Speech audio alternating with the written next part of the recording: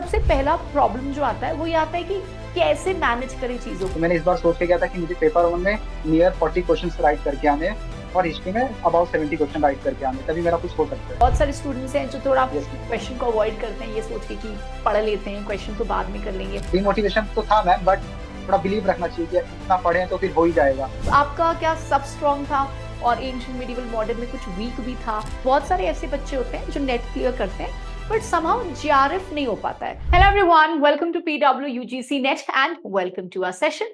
सो आज हमारे साथ सेशन में जुड़े हुए हैं विशाल यादव एंड विशाल हैज ये अटेम्प्ट में इन्होंने बहुत ज्यादा स्कोर किया है एट अ टाइम जब हिस्ट्री का कट ऑफ सबसे ज्यादा ऊपर गया है। So Vishal, firstly very very warm welcome to the session. और कैसा लग रहा है? मैम बहुत अच्छा लग रहा है और स्पेशली आपके साथ इंटरव्यू करने में और अच्छा लग रहा है मुझे। इट्स अपॉर्चुनिटी, ग्रेट अपॉर्चुनिटी है मुझे मिल रहा है मैम आपसे बात करने का। All our pleasure Vishal, we welcome you to PW platform. ये तो हमारी खुशनसीबी है। तो विशाल, जीआरएफ क्लियर किया इस बार, तो मम्मी पापा को कैसा लग रहा है? मतलब पहला रिएक्शन कैसा था रिजल्ट का? जैसे होता है ना, मम्मी पापा को फोन करके बताया कि मम्मी पापा वहीं पे खड़े थे, तो कैसा लगा सबको?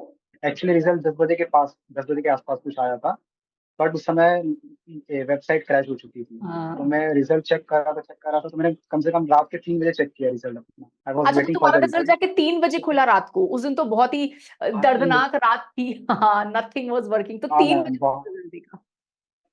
पूरी एंग्जाइटी थी कि मेरा रिजल्ट होगा कि नहीं होगा। 3 बजे फिर मैंने चेक किया, फिर मैंने तभी अपने पापा को उठाया और बोला कि पापा मेरा हो गया जेआरएफ। तो he was very happy that रात में कुछ खुशखबरी सुनने मिली। अच्छा, तुमने रात के 3 बजे फोन किया अंकल को रिजल्ट बताने के लिए? नहीं, मैं बैठा था घर पे ही था, तो पापा को अच्छा मैंने अच्छा। जगाया है। बोला पापा हो गया। पापा बोले मुझे जगा के बता देना, अगर कुछ कुछ इशू रहा तो कुछ भी जाए बता देना मुझे। ऐसे भी जब हमारा रिजल्ट ऐसा होता है था। तो मम्मी पापा का भी रिजल्ट होता है, क्योंकि इतने होप्स और एक्सपेक्टेशंस हमारे रिजल्ट के साथ लगे होते हैं। So they are really really very proud, we हाँ। All very proud of you. Vishal, आपकी जर्नी yes, बड़ी इंटरेस्टिंग है। लाइक अदर कैंडिडेट्स जो बहुत सारे एग्जाम्स की तैयारी करते हैं, आप यूपीएससी की तैयारी कर रहे हो, है ना? यूपीएससी की तैयारी के साथ साथ नेट yes, की भी तैयारी की। तो बहुत सारे ऐसे स्टूडेंट्स हैं हिस्ट्री के जो यूपीएससी की तैयारी भी कर रहे हैं, नेट की तैयारी भी कर रहे हैं। और सबसे पहला प्रॉब्लम जो आता है वो ये आता है कि कैसे मैनेज करें चीजों को, है ना? तो how did you manage this entire journey, UPSC preparation के साथ साथ नेट प्रिपरेशन, जीआरएफ भी निकाल लिया, one of the high scorers हो, तो कैसे किया ये? स्ट्रैटेजी क्या थी? मैम बेसिक हाँ मैम, बेसिकली ऐसा होता है कि अगर आप यूपीएससी के लिए पढ़ रहे हो और आपका ऑप्शनल भी हिस्ट्री हो तो बहुत ही थोड़ा आसान हो जाता है प्रोसेस। और जैसे कि आपके हस्बैंड ने मुझे पढ़ाया है, कॉन्सेप्ट क्लियरिटी दी है अच्छे खासी अभिषेक सर ने, तो वो मुझे बहुत ही अच्छा लगता है। मतलब मैंने उनसे ही पढ़ा है, फिर मैंने उनसे फिर आपके इंस्टाग्राम से आपके बारे में मालूम चला। तो फिर मालूम चला कि मैं आपसे पीवाईक्यू और आपसे पढ़ के भी निकाल सकता हूँ, क्योंकि आप बहुत एक ही फैमिली से एक ही साथ में है, तो मुझे कॉन्फिडेंस आया आप दोनों। फिर मैंने आपसे पीवाईक्यू देखे और कॉन्सेप्ट मैंने वहां से सीखे हुए थे। तो actually it's a process of both, आपका और सर का हाथ पूरा अच्छा खासा इसमें। और टाइम मैनेजमेंट की मतलब बात करें तो फिर वो सेम ही रहता है, बस आपको पीवाईक्यू करते रहना है, बार बार आवे जो क्वेश्चन रिपीट हो रहे हैं उस पर फोकस करना है। और रिवीजन इज द की, जो जो आ रहा है बार बार करना है, और बेसिक क्वेश्चन को राइट करना ही करना है, नो ऑप्शंस। तो जैसे एक होता है ना विशाल, ओरिएंटेशन का फर्क होता है। Like in UPSC you are more, history में भी कॉन्सेप्ट्स हैं बट यूपीएससी का पढ़ने का तरीका थोड़ा अलग, it's more concept based. History में लिटिल बिट हम फैक्चुअल कंटेंट पे भी फोकस करते हैं। तो बहुत सारे स्टूडेंट्स का यहाँ पे भी गड़बड़ हो जाता है, क्योंकि लगता है यार बहुत कुछ है जो नेट में ऐड करना है। तो कैसा था आपका यहाँ पे जो ओरिएंटेशन में फर्क था, इसको कैसे ठीक किया, कैसे अलाइन किया? एक्चुअली जब मैंने फर्स्ट टाइम दिया तब तो मैंने बिना पढ़े गया था मैं, और मुझे लगा कि यूपीएससी में जितना पढ़ा है आई होपफुली मैं दे जाऊंगा, और मैंने पेपर उनकी भी तैयारी कुछ भी नहीं की थी। फिर मैंने जाके दिया तो मेरा नेट हो गया था, जस्ट कट ऑफ पे ही हो गया था पिछले दिसंबर में। तो फिर इसके बाद फिर इस समय मुझे लगा कि नहीं, जेआरएफ के लिए कंपटीशन बहुत अच्छा खासा रहेगा, उसमें टॉप 1%, लेस देन 1% में आना पड़ेगा, तो उसके लिए अलग से मेहनत लगेगी। तो फिर मैंने आपका वो चैनल जो पीवाईक्यू का था पूरा सॉल्व किया, उसे रट लिया मैंने अच्छे खासे। मुझे मालूम था कि फैक्ट यहीं से आएंगे, कॉन्सेप्ट तो है मेरे पास। और आप बेसिकली जितने मतलब मुझे याद है कम से कम मैंने 600-700 क्वेश्चन आपके एकदम रट के गए थे, और उसमें से बहुत सारी हेल्प की, जैसे बुक के नाम, हिस्टोग्राफी, वो सब मुझे बहुत ही हेल्पफुल रहा। तो मतलब हिस्ट्री एक सब्जेक्ट है, उसको अच्छे से पढ़ोगे तो फिर वो दोनों के लिए हो जाएगा, वो यूपीएससी हो या फिर यूजीसी नेट का जेआरएफ हो। सो आपने पीवाईक्यूज पे बहुत फोकस किया, क्वेश्चंस पे बहुत फोकस किया। बहुत सारे स्टूडेंट्स हैं जो थोड़ा यस मैम। क्वेश्चन को अवॉइड करते हैं, ये सोच के कि पढ़ लेते हैं, क्वेश्चन तो बाद में कर लेंगे। But in your strategy question paper, PYQs, mock, इसका ज्यादा फोकस था।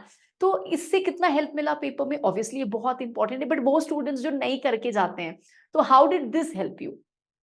मैम बेसिकली अगर हम पीवाईक्यू करके जाएंगे तो फिर वो क्वेश्चन रिपीट होते हैं मोस्टली, और जो ऑप्शंस आए हैं वो वापस से समहाउ अलग फ्रेम में आएंगे, वन लाइनर में आएंगे या फिर स्टेटमेंट बेस में आएंगे। तो समहाउ वो बेसिकली हेल्प करता है, असर्शन हो, रिविजन हो, समहाउ फैक्ट में किताब का नाम हो या फिर कोई भी रिलेशन हो, तो समहाउ वो हेल्प करता है। तो हमें पीवाईक्यू को मतलब वही बेसिक है, मतलब मैंने मेरा जो क्लियर हुआ तो पीवाईक्यू वजह से ही हुआ, और फिर मेरे पास कुछ सोर्स नहीं था या फिर एकेडमिक से कुछ किताबें पढ़ी हूँ मैंने बहुत ज्यादा, ऐसा कुछ। PYQ is the best ma'am, it is the key and revision. बिल्कुल, like I see other people and जो आज इनको देख रहे हैं, प्लीज रिमेंबर कि जितना टाइम आप बचा रहे हो क्वेश्चन नहीं सॉल्व करके, आप उतना ज्यादा गड़बड़ कर रहे हो अपने स्ट्रैटेजी में।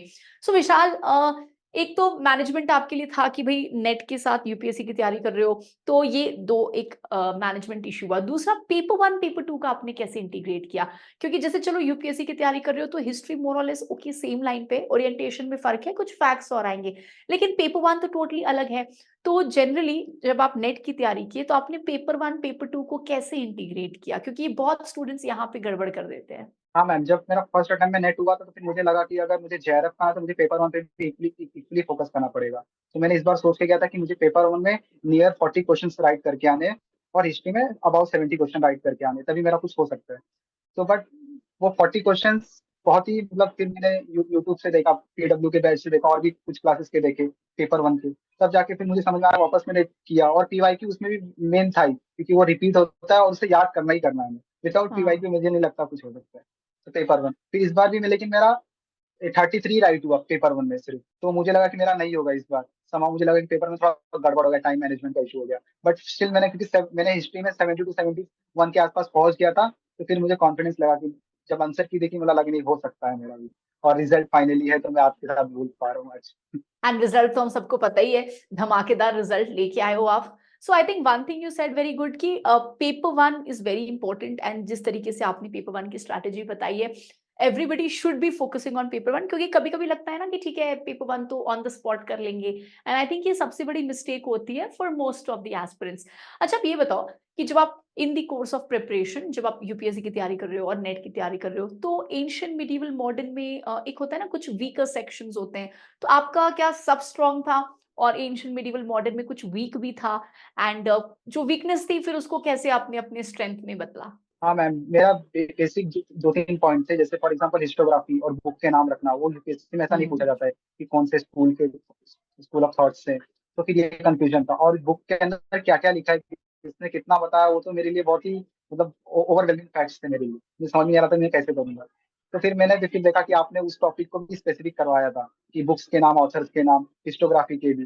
तो उसमें से बहुत सारे क्वेश्चन रिपीट हुए हैं, वो एक किताब के नाम, ऑथर के नाम, तो वो फैक्चुअली एक साइड नोट करके वो उसको टिप्स पे कर लेना चाहिए, क्योंकि उसको क्वेश्चन आते हैं। तो मुझे लगा कि अगर मैंने 5-6 क्वेश्चन यहाँ से बना लिए तो संभव मेरा हो जाएगा, क्योंकि if your concepts are clear तो फिर हो सकता है।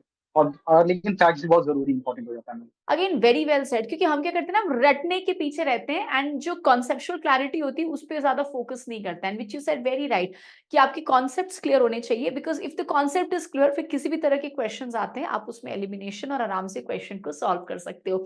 Very well said. अच्छा, ये बताओ कि अब आप तैयारी कर रहे हो in this course of preparation, कई बार ऐसा लगा कि बहुत ही ओवरवेलमिंग हो रहा है, हिस्ट्री का सिलेबस इतना बड़ा है, and obviously it's not a one day examination, 6 months तैयारी कर रहे हैं, 1 ईयर तैयारी कर रहे हैं। तो जैसे आपने नेट निकाला, इस बार आपने जेआरएफ निकाला, तो कभी ऐसा नहीं लगता, जैसे कभी कभी लगता है कि पता नहीं जितना पढ़ा है शायद उतना स्कोर नहीं आया, या कभी कभी लगता है ना कि यार जितना डिजर्व कर रहे हैं मिल नहीं रहा है, तो थोड़ा डिमोटिवेशन सेट इन होने लगता है। आप मल्टीपल एग्जाम की तैयारी कर रहे थे, तो ऐसा कभी हुआ डिमोटिवेट हुए? तो फिर कैसे खुद को मोटिवेट किया? माइंड स्ट्रैटेजी क्या थी उस टाइम पे? हाँ मैम, एग्जाम के एक दिन पहले ही मुझे लग रहा था कि मैंने जितना यूजीसी की नेट के लिए पढ़ा रहता है फैक्चुअल, उतना नहीं पढ़ा है, और सिर्फ कॉन्सेप्ट के बेसिस पे मैं एग्जाम निकाल पाऊंगा कि नहीं निकाल पाऊंगा।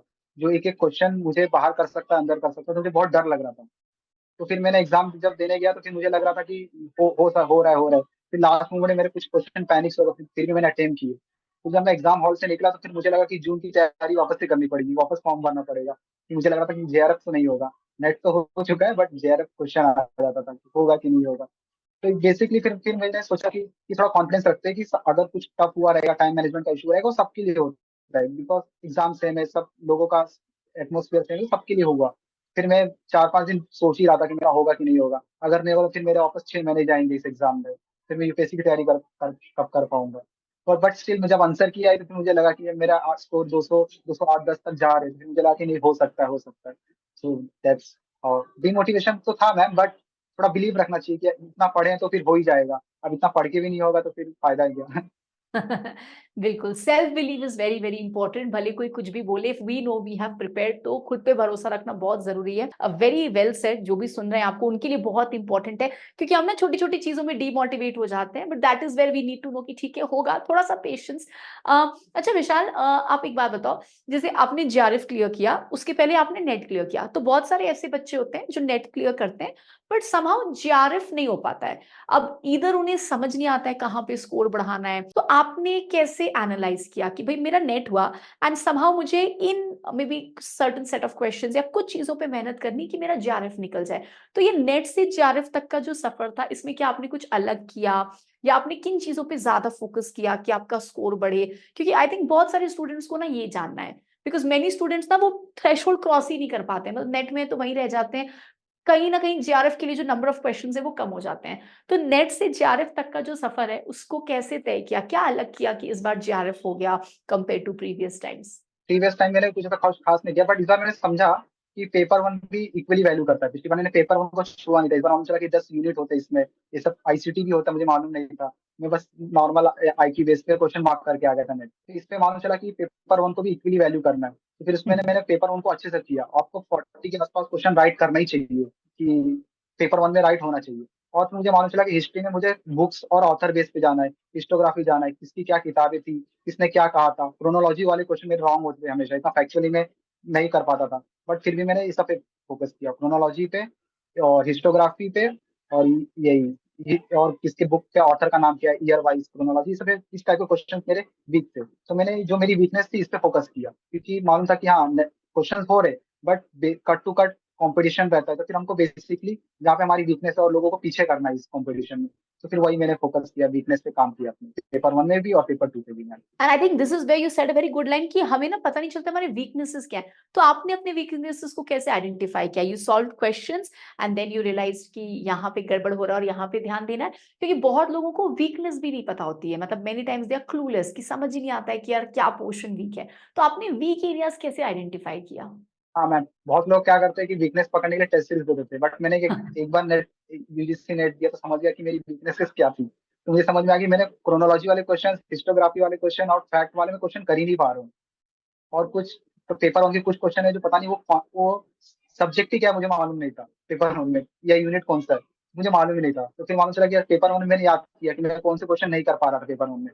फिर मैंने सोचा कि अच्छा वो सब नहीं कर पा रहा, तो फिर मैंने सिलेबस निकाला, नोट डाउन किया यूट्यूब से, फिर चैट जीपीटी से कि अच्छा ये मुझे आता ही नहीं था, क्या ये सब भी चैप्टर्स हैं हिस्ट्री में अपार्ट फ्रॉम यूपीएससी सिलेबस। तो उस सब पे मैंने फिर वापस वर्क किया, ये इस तरह से मैं। तो ये टेस्ट सीरीज से ही पता कर सकते हैं या फिर एक दो अटेम्प्ट के बाद पता चलता है, बट पीवाईक्यू कर लो तो अच्छा रहेगा। Very good strategy. I think सारे बच्चों को ये करना है, you have to find out your weaknesses. Weaknesses से भागना नहीं, ऑब्वियसली कुछ सेक्शंस होंगे जो मुश्किल होंगे, but you need to face it, क्योंकि हमारे पसंद नापसंद होने से भी वो टॉपिक्स पेपर में उतने ही इंपॉर्टेंट है और आएंगे।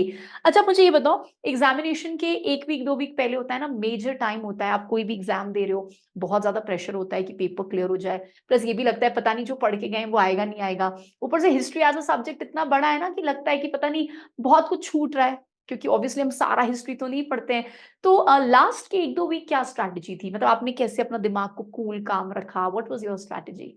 बेसिकली मैंने ये सोचा था कि जो क्वेश्चंस आप करवा रहे थे यूट्यूब चैनल पे लास्ट के, आपने कम से कम 3-4 दिन, 2-3 दिन पहले तक क्वेश्चंस करवा रहे थे, मैराथन करा रहे थे जिसमें क्वेश्चन सॉल्विंग था। तो मैं क्या करता था कि हर एक क्वेश्चन को याद कर लेता था और आंसर गेस कर लेता था मुझसे। अगर जो मुझे क्वेश्चन रॉन्ग हो जाता था मैं उसको नोट डाउन कर लेता था। तो मेरे ऐसे स्टेपलर बना के कम से कम 20-30 लेक्चर हो गए थे ऐसे मोटल बंडल वाले, जो सिर्फ पीवाईक्यू के थे और जो आप क्वेश्चन ऐड किए थे। तो मैं उसको लास्ट वीक में वही रिवाइज करना था, क्योंकि मुझे मालूम था मुझे एक्स्ट्रा फैक्ट फैक्ट की जरूरत है जो मेरे पास नहीं हो। तो फिर मैं इस पे फोकस करने लग गया मैं। एंड आई थिंक आपके प्रिपरेशन में एक चीज जो बार बार हाईलाइट कर रहे हो, इट इज क्वेश्चन सॉल्विंग, कि जितना हो सके उतना क्वेश्चन सॉल्व करो, क्योंकि क्वेश्चन सॉल्विंग से रिविजन भी हो रहा है, कॉन्फिडेंस भी बढ़ेगा, and more than that questions ही हैं जो आपको पेपर क्लियर कराने वाले हैं। एक चीज आप मुझे ये बताओ कि all over like 6 months 1 year तक जब आप तैयारी कर रहे थे, तो क्या चैलेंजेस थे आपकी प्रिपरेशन में? होता है ना, बहुत सारे चैलेंजेस होते हैं, we have day to day challenges होते हैं, पढ़ाई में चैलेंजेस होते हैं, तो ऐसे कुछ चैलेंजेस थे जो आपकी प्रिपरेशन में आए, and how you overcame it, क्योंकि बहुत सारे बच्चे होते हैं ना लाइफ में कुछ चैलेंज लाइफ प्लान के हिसाब से तो चलता नहीं है, plus it's a long preparation. तो कई बार होता है ना कि अनएक्सपेक्टेडली बहुत सारी चीजें हो जाती हैं लाइफ में, थिंग्स गो अनप्लान्ड। तो ऐसा कुछ था क्या कि कोई चैलेंज आपने फेस किया, या प्रिपरेशन में भी कि एनशिट में कुछ इश्यूज हो गए, फिर आपने उसको फिर से पढ़ने की कोशिश की, कुछ ऐसा चैलेंज जो आपने अपनी हाँ, प्रिपरेशन फेज में गो थ्रू किया? एक चैलेंज मैंने बहुत फेस किया कि जो फैक्ट्स, जो बुक के नाम थे और वो किसके, कौन से ऑथर ने कौन सी किताब लिखी है, वो सब मिडिवल हिस्ट्री के सब एक जैसे लगते हैं। उसमें कुछ समझ में नहीं आता कि वर्ड का मीनिंग रिलेट होता है, ये किसकी बुक होगी। और उसने क्या क्या लिखा है वो सब भी याद करना, तो वो बहुत ही बड़ा चैलेंज था मेरे लिए। बट फिर मैंने क्या किया, बार बार लिखा, और बार बार आप वही क्वेश्चन बार बार वापस अपनी सीरीज में वापस ला रहे थे यूट्यूब पे। तो फिर वो बार बार एक 4-5 बार करने से फिट हो गया। तो वही बार बार वही करने करने से फिर हो जाता है, फैक्ट्स पे इशू आ रहा था। और दूसरा ये था कि मुझे मैं सोच रहा था कि पेपर वन में मेरा कुछ हो पा रहे है, तो वापस से मैंने रिवाइज किया और पीवाईक्यू और 6 साल 5 साल के पीवाईक्यू किए। तो उससे मेरे को लगा कि पेपर वन में भी हेल्प मिली और पेपर टू में भी हेल्प मिली ma'am. So again very very well said. I think एक चीज आपने बहुत अच्छी बोली, इट इज कि भाई फैक्ट्स लर्निंग ये सब में सारे एस्पिरेंट्स को दिक्कत होती है, but as he said you have to keep on re revising, क्योंकि वही सोल्यूशन है। So Vishal, in the end आपने बहुत सारे चीजें स्टूडेंट्स को बताई, कैसे पीवाईक्यूज इंपॉर्टेंट है, कैसे रिविजन इंपॉर्टेंट है, कैसे टाइम मैनेजमेंट इंपॉर्टेंट है। तो इन द एंड आप ना कुछ स्टूडेंट्स को कोई मैसेज देना चाहते हो, लाइक कोई गलतियां जो आपने की हो, जो आप चाहते हो कि आगे के एस्पिरेंट्स ना करें, या आपने जीआरएफ क्लियर किया, अच्छा स्कोर है आपका, तो एनी गाइडलाइंस या एनीथिंग जो आप अपने पीयर्स को बोलना चाहते हो, स्टूडेंट्स को बोलना चाहते हो जो आपके साथ तैयारी कर रहे हैं और जून एग्जाम देने वाले हैं? Yes, ma'am. We should avoid two mistakes, that we should not go for many sources. We should stick to basic sources, and we should revise the one sources again and again. And we should not ignore the paper one. We should equally focusing on both paper one and paper two.